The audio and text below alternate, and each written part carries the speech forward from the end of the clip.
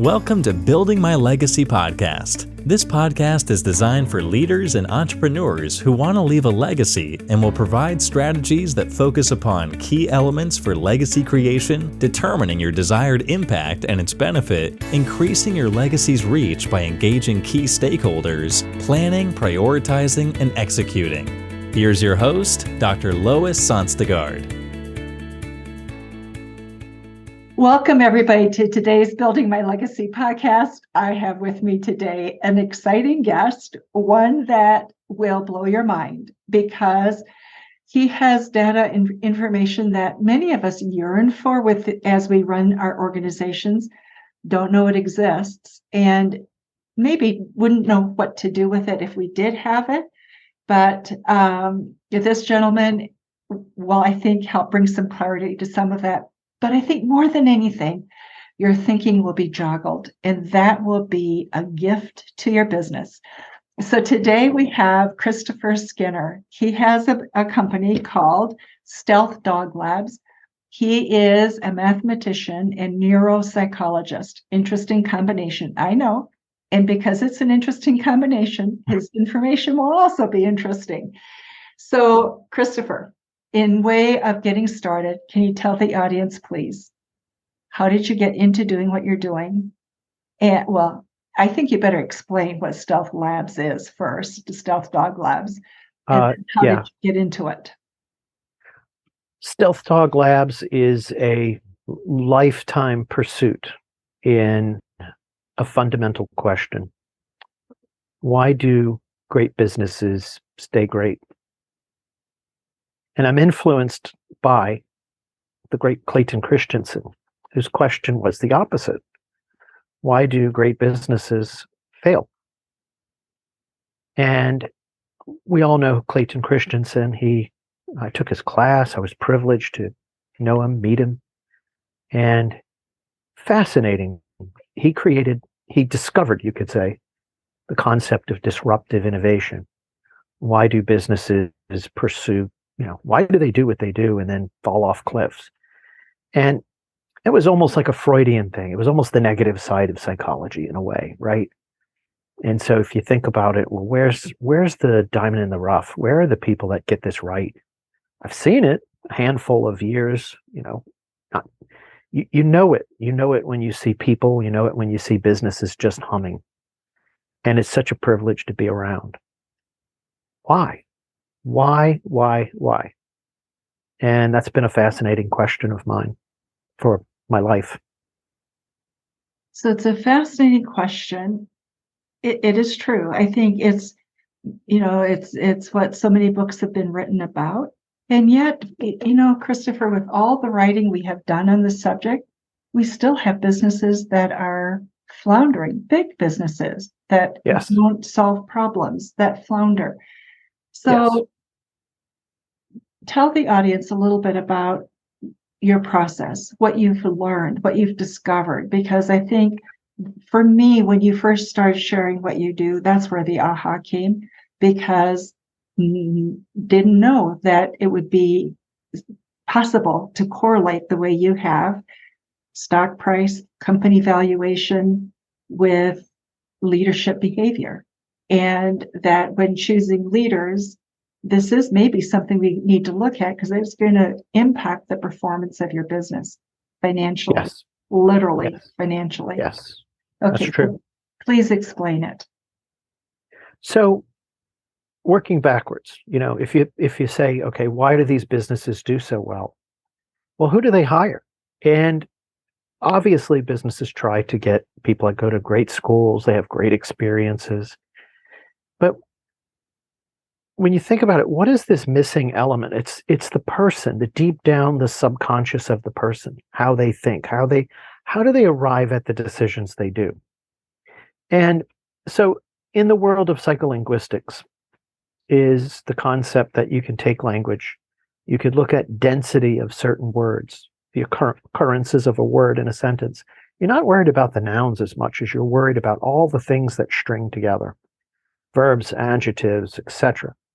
When you see great leaders that perform, and when you see them in concentrations working together, you see language patterns that they, as leaders, are unconscious of. For instance, who would ever think third person pronoun is really important in the density range of 3 to 6%? Who would ever think? And what does that mean? I was going to say, so what does that mean? Please explain. So there's been ever since Sir Francis Galton. You really can go back to the Greeks, but let's stay modern. I love Sir Francis Galton. Yeah, go on. Whoa. Okay. Great. I mean, the lexical hypothesis and his work in that area, that a single word can be encoded into a person's personality. You think about a personality trait. Wow. Okay. So if we string together the right words, if we know what we're analyzing, we can find subconscious patterns about their orientation, how they think, how do they arrive at decisions. And it's something of a formula. I mean, a lot of people talk about leaders and how leaders need to think. There's a quite convenient label called mindset. And mindset, using the William Torbert model, there's 7 kinds of mindset. And I'll just go in 30 seconds real quick. He wrote a paper called The 7 Leadership Types. Forget the name of the article. It's a Harvard Business Review article. His work was quite pioneering because, for me, he created a missing personality, a mindset type, which is called expert. So you have opportunist. They're motivated by themselves. Everybody, by the way, everybody's mindset is needed. It's just needed where and when is the important factor. Opportunist, diplomat, or what I call discipline. A disciplined mindset is like a police chief, a Teamsters president, very disciplined. Where's the rule book? Mike Pence has an incredibly high level of disciplined mindset. Experts, people that are really, really, really knowledgeable at something. And then you move on to results-driven, which is people that are focused. When you see high results-driven subconscious traits, you see in their title, chief. They always get to that stage. Then there's the empathetic stage. There's the focused on the self, on the tribe, if you will, on the populace. How do we make all of us better? Hey, it's nice to have results, but it's also nice to be human.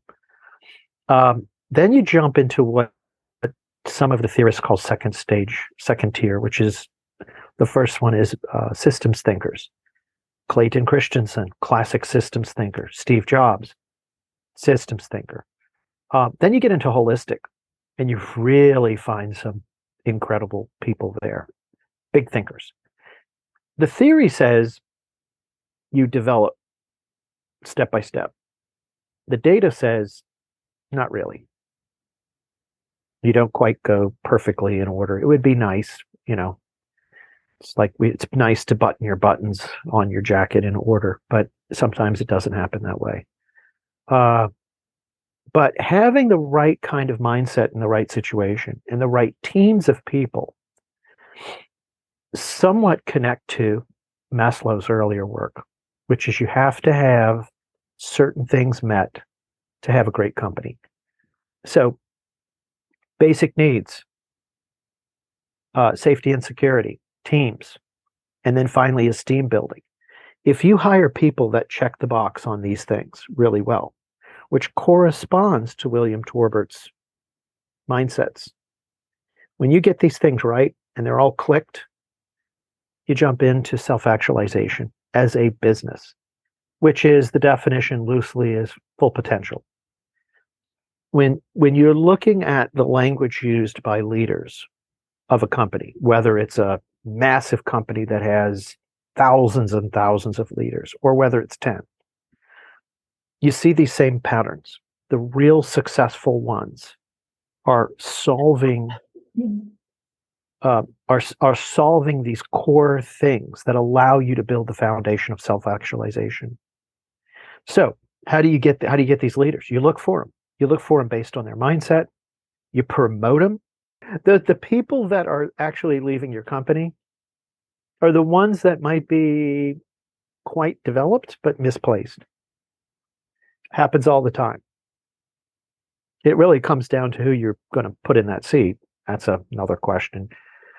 But when you see companies answering your question, like when you see great companies, they're always hiring above a threshold of mindset, EQ, mindset. There's a baseline.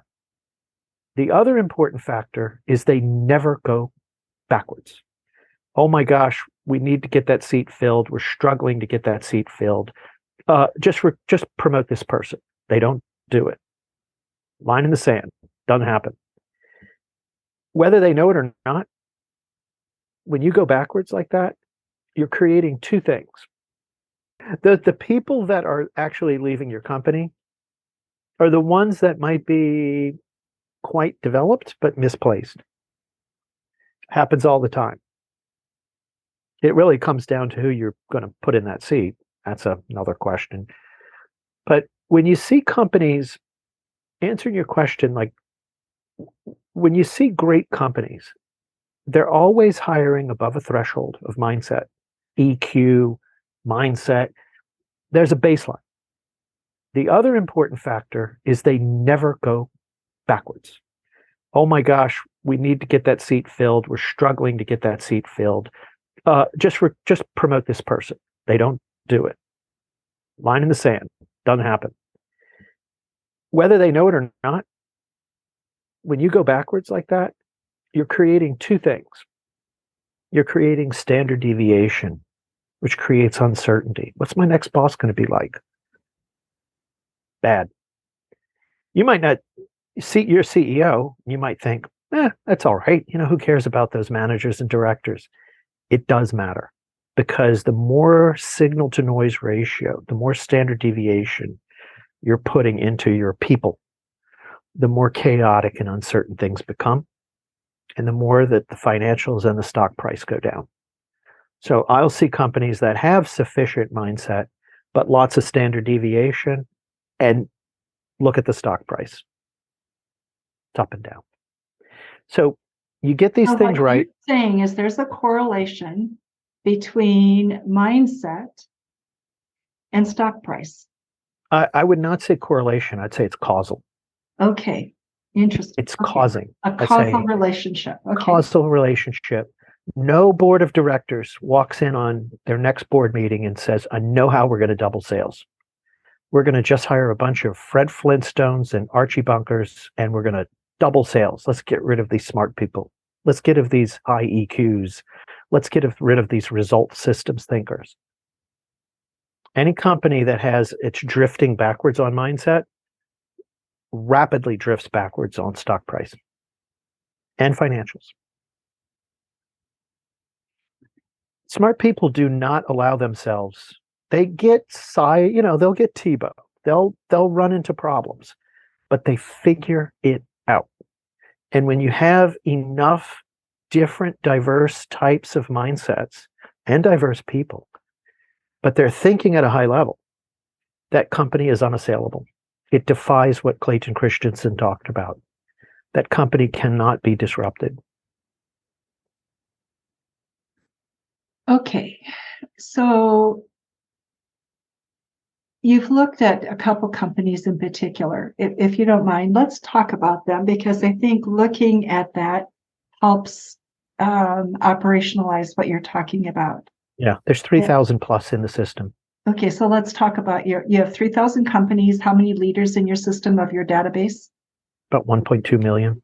Okay, so you have a large database, which is great for people to know. And as you've looked at, let's talk about two in particular that you and I have talked about, Unisys and GE.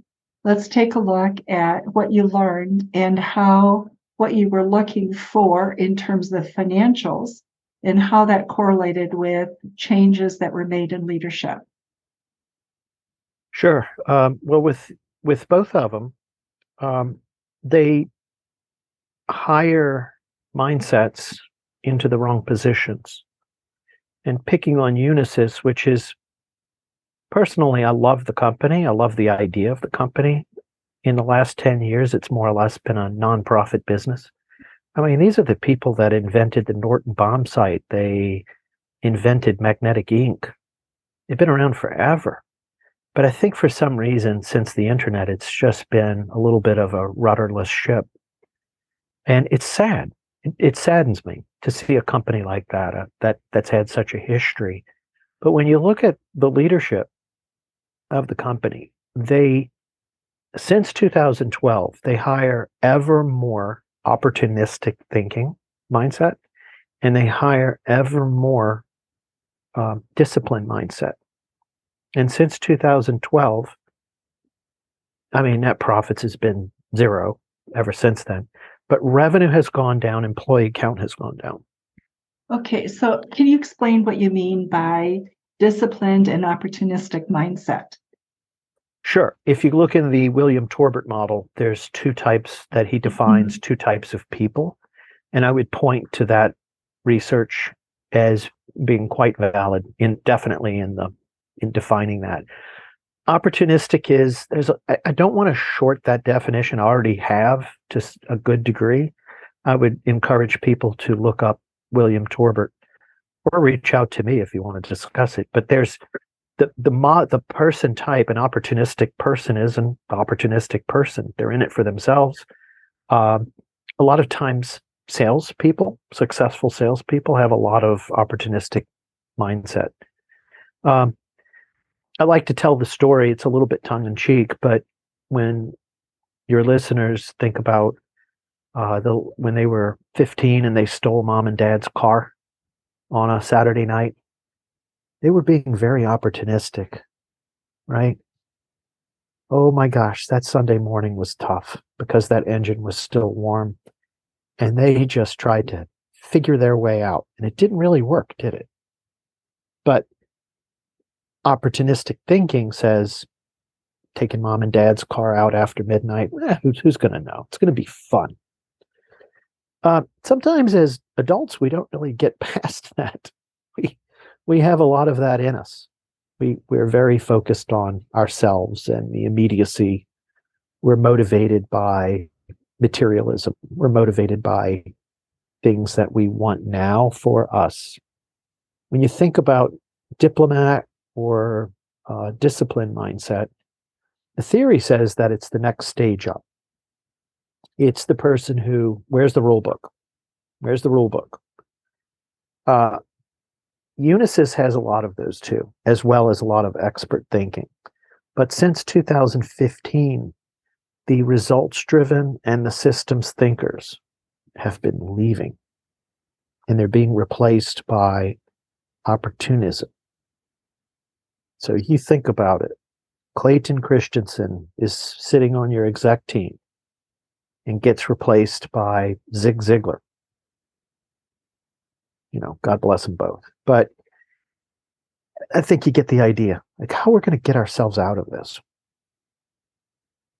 And sometimes the answer is because of how we're oriented, because of how our mindsets, how our personality traits are oriented, it might not be best for the stock price. And that's a classic example. One we didn't discuss is JP Morgan. So I'm a fan of Jamie Dimon. At least I could point to the personality type, right? Jamie Dimon is quite the results systems thinker. He is up there. Don't think you're recruiting a person like that. They're rare, and they're incredible. But one thing that Jamie Dimon went through a tough time, 2012 to about 2015, they were losing employees, getting rid of them, but they were getting rid of the wrong kind. Mm-hmm. And the more results-driven mindset people they got rid of, the less net revenue they made for years. They hit bottom in 2016, and I'm giving credit to Jamie Dimon. Maybe it was him, maybe not. But they made the decision to recruit aggressively in results thinkers. Now, wait about a year, It typically somewhere between 6 months to 18 months, sometimes 24, but typically very quick. Those results-driven thinkers come in and they rewrite the rule book for the disciplined thinker. They hold accountability to the opportunistic thinker, and they task the experts. And in the case of JP Morgan, whoom, you can look at their stock, you can look at their financials. Ever since 2016, they were hiring mindset ahead of, they were hiring the thinking capabilities ahead of the financials, and 12 months later, they were appropriately rewarded. There's also companies I like to point out, like AutoZone. In the last 10 years, holy cow, what is for breakfast at AutoZone? If you look at their stock price in the last 10 years, goodness. Now, when you look at their stock price, which is just a hockey stick gone from nothing to $2,400, you think, like, what are they doing? And when you look at who they hire, it's the same thing. It's a hockey stick in mindset. With a lot of businesses, you start out in a broom closet and you screw in, I'm going to date myself, 60-watt light bulb. You could lick your fingers and take it out, right? You put the 20-watt in, you can't really see too well. So 20 watts are not a good idea. Let's just say 60-watt light bulb in the broom closet's okay. Now close your eyes and imagine those walls are expanding. Oh my gosh, it's a living room. How's that 60-watt doing for you? Well, let's just add some 20-watt light bulbs to it. It's not really working. If you think about it, really great businesses, they're screwing in 200-watt light bulbs everywhere they can because they're going, we're growing. We're getting bigger. We're going to do this. And that room grows fast, but they're lighting it faster. That's mindset. That's the psychological thinking of a business. And so when you see that, one other bit for you. Are there any really great teams running horrible businesses? No, they're not. You'll see good businesses falling to pieces for different reasons, and usually the best of the best leave first, starting with the director level. Boom, out. Do you see Fred Flintstone and Archie Bunker running AutoZone, running Apple, running JP Morgan? No, doesn't happen. So your people matter. Your people matter incredibly. And if you're not developing, promoting, hiring according to this, then you're risking your business and your stock price or whatever, your financials. The notion that people matter, that's an old concept. It's okay, isn't it? I mean, it's a very old concept. And then we got to the point where we said people are replaceable. Just churn them. And we're still trying to recover from that, perhaps, or we're still trying to understand what the impact is. We're still doing it. Yeah. So we haven't changed. But if you also say people matter, it changes how we go about doing things. It's interesting because there's a discussion now going on about loyalty. Whatever happened to loyalty? Well, you can't have loyalty if people don't matter. Exactly. Because you're failing on Maslow, you're failing basic needs, safety, security, teams. So there's no way you're creating a team. How are you going to create a team if everybody has a poor view of themselves inside of that organization? Here's the crazy thing for you. It doesn't really cost more to hire or train or educate people into a higher level of thinking. It's cheap compared to your expected financials.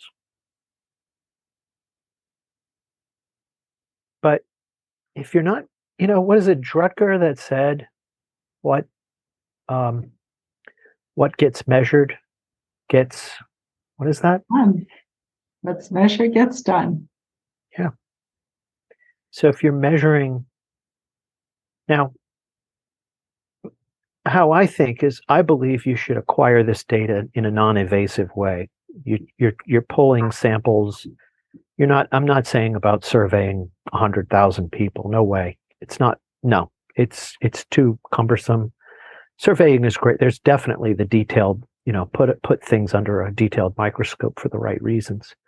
But there's enough language out there, and there's enough ways to gather to at least get yourself kind of in the ballpark and get yourself going to start recruiting the right people.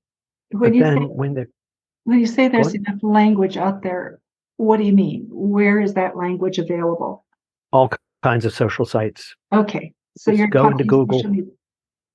Yeah. Just there's tons and tons of places where people write in public places where we can take a look.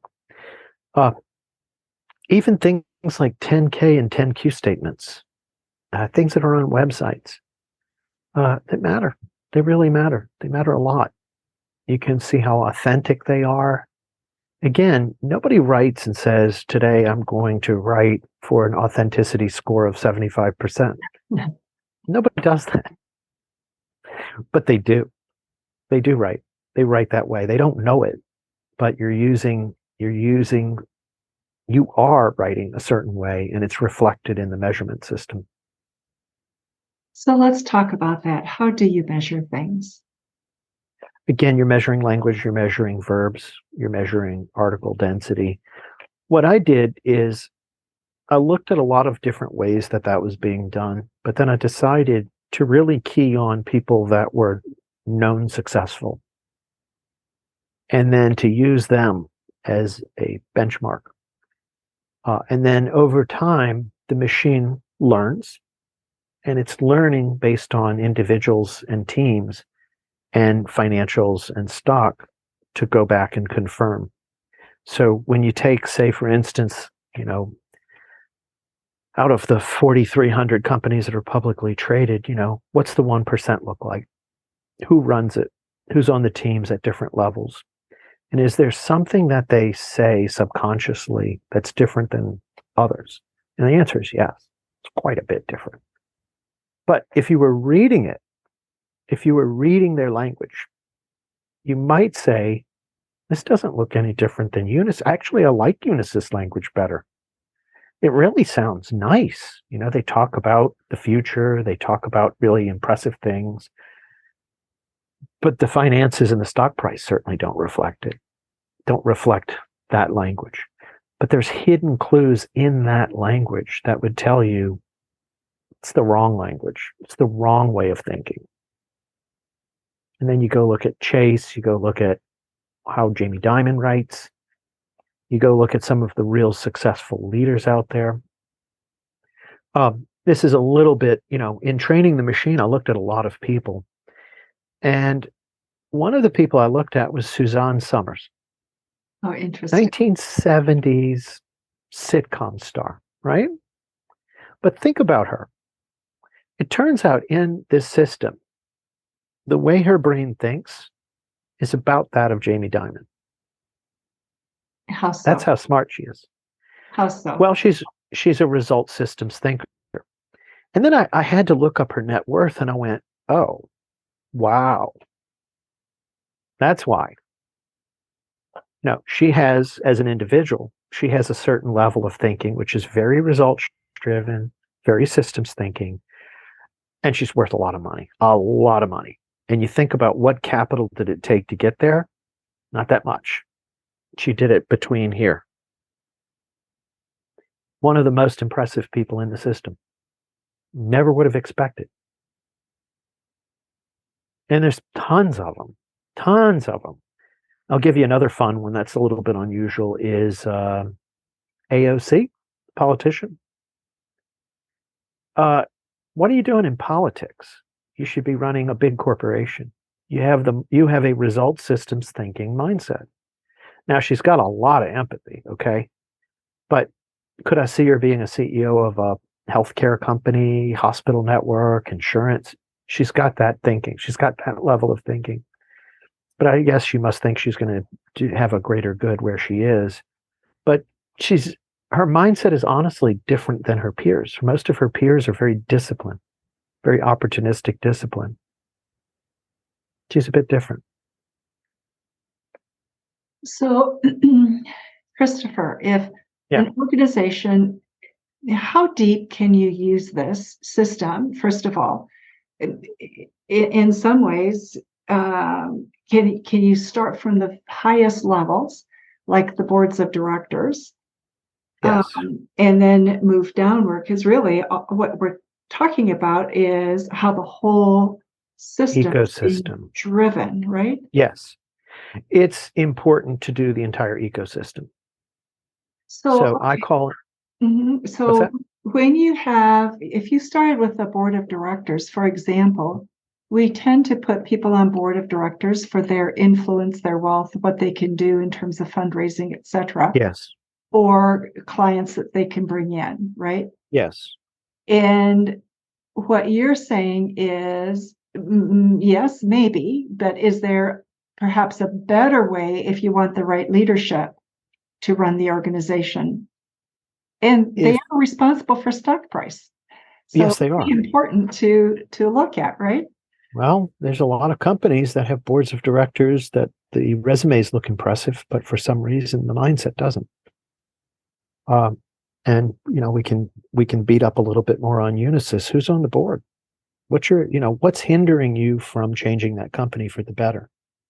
You've got the brand. Why? Why are you making one more day like this? Another company is Rivian Automotive. I didn't bring them up. You built the company in such a way that you're burning through $1 billion a quarter, and you're selling a product that's you're extracting 10% of the cost it takes to make the thing. Why are you doing it this way? Why are you putting these people in charge? I do like the board, but I honestly would suggest to everybody it's the entire ecosystem that matters. It does. The board is critical, absolutely critical. The leadership is absolutely critical, but you can't have below the leadership level narcissism, obstructionism, passive aggressive, negativity, anxiety. You just don't get to stop and then have this chasm of capability, because nothing will get done. That's not the way to do it. So I believe let's change this a little bit to, you want A+ board members, A+ leaders, A+ directors and everybody else employed. You want A+ vendors. And most important, you want A+ customers. You don't take a machine, an ecosystem, and say, we got everything right, but now let's spend half our time marketing to C, D, and F, thinking we're going to turn them into profitability, when there's a huge potential roadmap of A's and B's. But again, great companies, what do? They get A's across the board. It's not like my college grades, but they get A's in English, they get A's in physics, they get A's in basket weaving. Across the board, they get A+. And that makes for greatness. Christopher, unfortunately, our time is going away Right. so fast. And so I want to have you come back, and we're going to continue this discussion for the audience, because I think a lot of companies are struggling, especially mid-sized companies right now are looking at how do they really grow in this current economic environment, whether irrespective of is it getting better or is it not, there's still challenges they're facing. And they need to look at, what do they do? And can they come out of it? Can they come through it in a meaningful way? So I think this discussion is really critical to a lot of people. We will continue it. So I just so appreciate your time. And for those of you who are listening to Building My Legacy podcast today, thank you for being with us. There is information about Christopher in the show notes. You will be able to connect with him through that information. I encourage you to do that. And certainly, if you have any problems, let us know. We're glad to make the connection as well. Christopher, thank you so much for being with us today. Thank you. Thank you for this. I really appreciate it. Thank you. You've been listening to Building My Legacy podcast with Dr. Lois Sonstegard. To book your appointment with Dr. Sonstegard, visit www.buildtomorrow.com.